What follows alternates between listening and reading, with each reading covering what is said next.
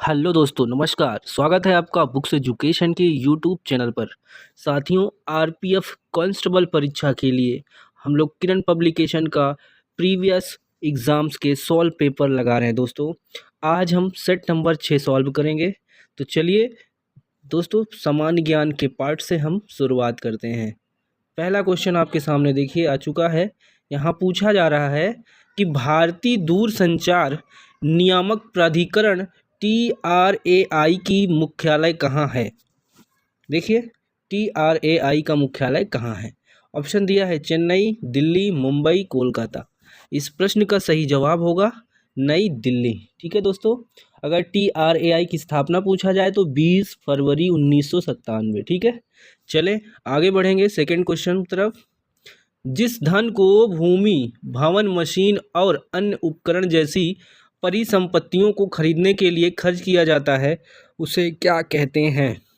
बताइए, जिस धन को भूमि, भवन, मशीन और अन्य उपकरण जैसी परिसंपत्तियों को खरीदने के लिए खर्च किया जाता है उसे क्या कहते हैं। निवेश, व्यय, देखिए संवितरण या उपभोग। सही जवाब दोस्तों पहला होगा इन्वेस्टमेंट। ठीक है, निवेश कहते हैं। चलिए अगला प्रश्न है थर्ड। निम्न में से क्या भारत के संविधान की प्रस्तावना का भाग नहीं है।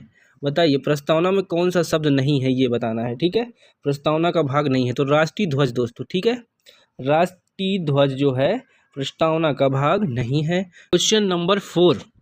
फार्मूला 1 में चालकों को महत्वपूर्ण संदेश देने के लिए विभिन्न रंगों के ध्वजों का प्रयोग किया जाता है। ठीक है, सफ़ेद ध्वज किसे इंगित करती है।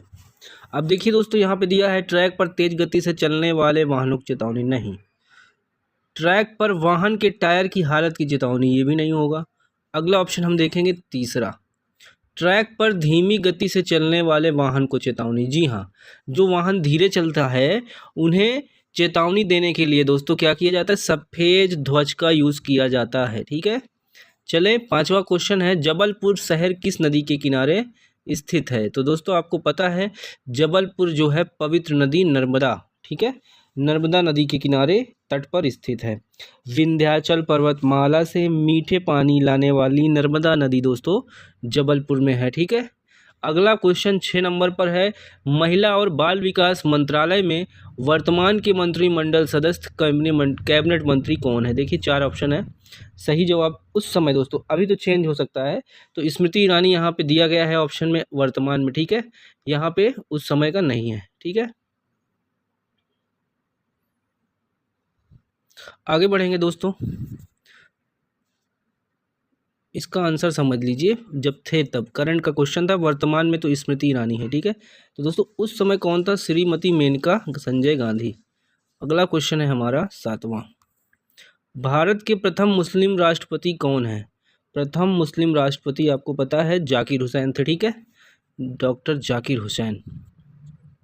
आगे बढ़ रहे हैं दोस्तों हम लोग। चलिए ओके, ये हो गया जाकिर हुसैन। ठीक है, तीसरा ऑप्शन यहाँ पे सही है। 8 नंबर देखिए, राष्ट्रीय कैडेट के संस्थापक कौन है। राष्ट्रीय कैडेट के संस्थापक कौन है, उत्तर हो जाएगा हृदय नाथ कुंजरू। ठीक है, अगला प्रश्न है, कौन सा देश प्राकृतिक रबड़ का सबसे बड़ा उत्पादक है। इसका उत्तर हो जाएगा थाईलैंड। माइकल जॉर्डन किस खेल से संबद्ध है। तो माइकल जॉर्डन दोस्तों बास्केटबॉल हो जाए। ठीक है, क्वेश्चन नंबर 11 है, अगस्टा मास्टर ट्रॉफी किस खेल से संबंधित है। इसका उत्तर हो जाएगा गोल्फ। निम्न में देखिए दोस्तों, भारत में निम्न में से कौन सी भाषा किसी भी राज्य की राजभाषा नहीं है। बताइए, इसमें से कौन सी भाषा किसी भी राज्य की राजभाषा नहीं है। तो उत्तर चौथा देखिए खासी। ठीक है, खासी यहाँ पे किसी राज्य की राजभाषा नहीं है। अरुणाचल प्रदेश की राजधानी शहर कौन सा है। इस प्रश्न का उत्तर हो जाएगा दोस्तों चौथा, ईटानगर। ठीक है, ई शासन में G2E से क्या तात्पर्य है। तो दोस्तों इसका उत्तर हो जाएगा आपका गवर्नमेंट टू एम्प्लॉयज़। ठीक है, क्वेश्चन नंबर 15 आ जाइए, बौद्ध धर्म से संबंधित है। यहाँ पे पूछा जा रहा है, बौद्ध धर्म का प्रतीक धर्म चक्र प्रवर्तन क्या दर्शाता है। उत्तर हो जाएगा प्रथम उपदेश। ठीक है, 16 नंबर पे आएंगे दोस्तों। 16 देखिए, फास्फोरस के लिए प्रतीक क्या है? तो फास्फोरस के लिए प्रतीक पी हो जाएगा। 17 है, भारत के प्रधानमंत्री को शपथ कौन दिलवाता है? चौथा हो जाएगा राष्ट्रपति। ठीक है। घनत्व का एसआई यूनिट क्या होगा?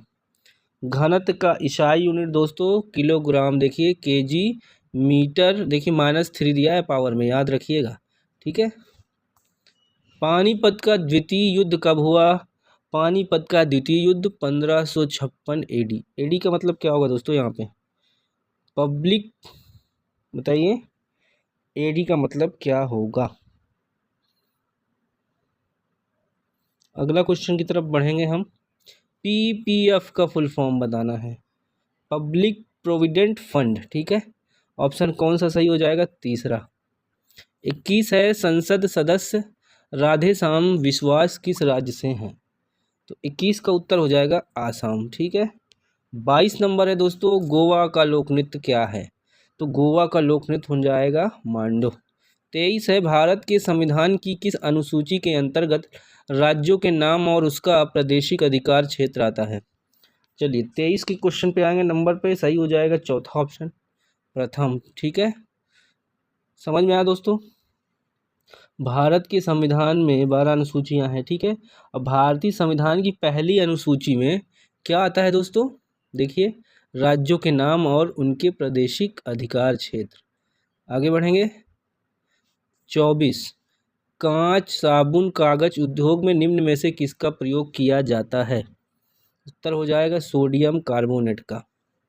24 हो गया। 25 पे आएंगे। क्लियर दिख रहा है साथियों?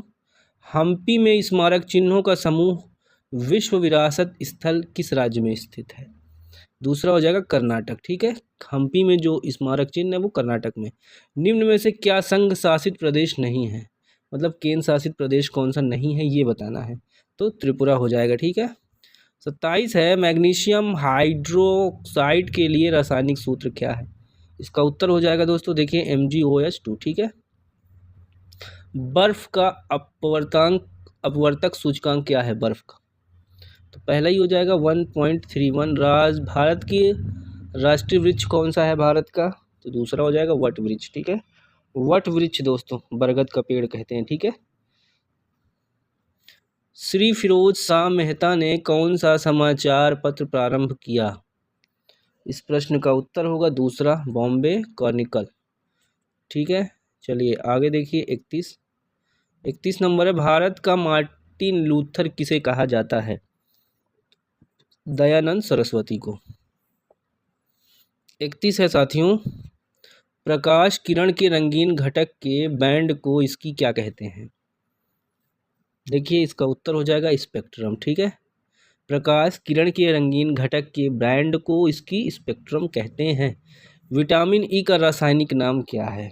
विटामिन ई का रासायनिक नाम है दोस्तों टोकोफेरॉल।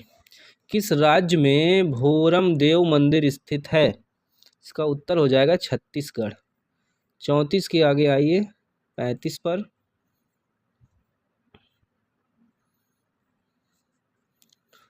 उदंतपुरी विश्वविद्यालय किस राज्य में है? उदंतपुरी विश्वविद्यालय दोस्तों पंजाब में है। ठीक है। जापान की राजधानी क्या है? तो जापान की राजधानी क्या हो जाएगा?